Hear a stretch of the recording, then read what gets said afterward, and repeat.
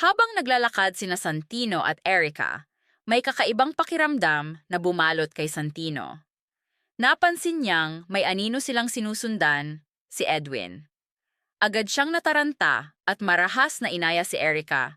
Tara na! Bilis! Tumakbo tayo! Hindi pa man sila nakakakalayo, humabol na si Edwin at bigla na lang nagpakawala ng putok ng baril. Bumunot si Santino at gumanti ng putok. At doon nagsimula ang umaatikabong palitan ng bala sa pagitan nila. Teka, hingal ni Santino. Kailangan nating umalis. Ngunit huli na. Nahuli ni Edwin si Erica at mabilis siyang tinanong. Nasaan si Santino? Napuno ng galit si Santino. Hindi na siya nakatiis. Lumitaw siya mula sa pinagtataguan at buong puwersang sinuntok si Edwin. Sa gitna ng komosyon, nakuha ni Edwin ang baril ni Santino at halos iputok na ito sa kanya. Ngunit mabilis na umawat si Erica. Tama na, Edwin. Tama na. Sigaw niya habang pilit pinipigil ang galit ni Edwin. Bitawan mo siya, Santino!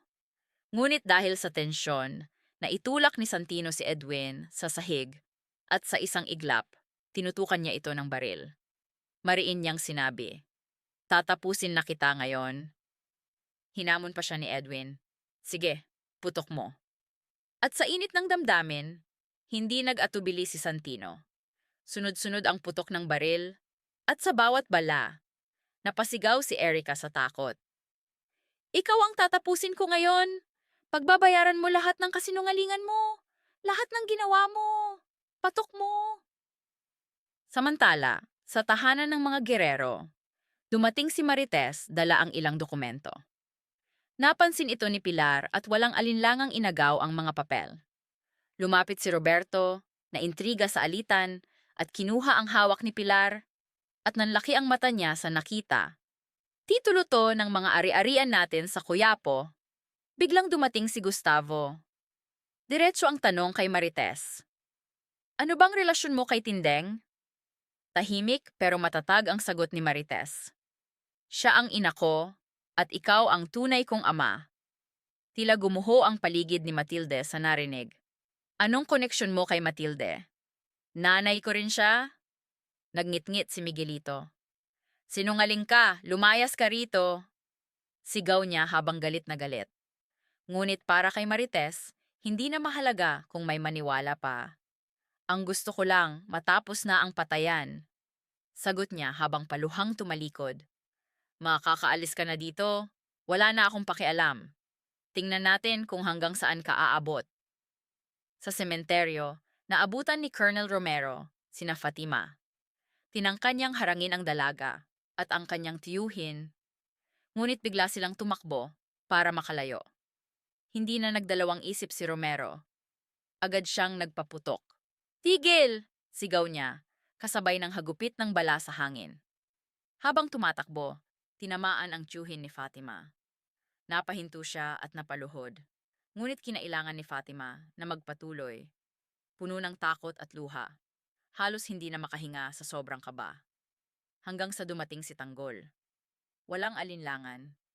Sumabak si Tanggol sa palitan ng putok laban sa kampo ni Romero.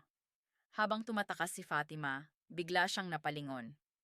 Isang sigaw mula kay Tanggol, kasabay ng isang malakas na putok, at lahat ay tila huminto sa oras. Napalunok si Fatima. Nanginginig. Hindi niya alam kung ano ang mas masakit, ang takot o ang posibilidad na mawala si Tanggol. Sa sunod-sunod na trahedyang naganap, tuluyang nagbago ang takbo ng buhay ng mga pangunahing tauhan. Ang pagkamatay ni David, nagsilbing mitsa ng matinding emosyon, galit, panghihinayang, at pagkauhaw sa paghihiganti. Si Tanggol, bagamat nagdadalamhati, piniling lumaban para sa hustisya. Samantala, si Rigor, hindi pa rin lubos ang tiwala. Patuloy siyang naghihinala kay Tanggol. Si Miguelito naman, unti-unting nilalamon ng sarili niyang kadiliman.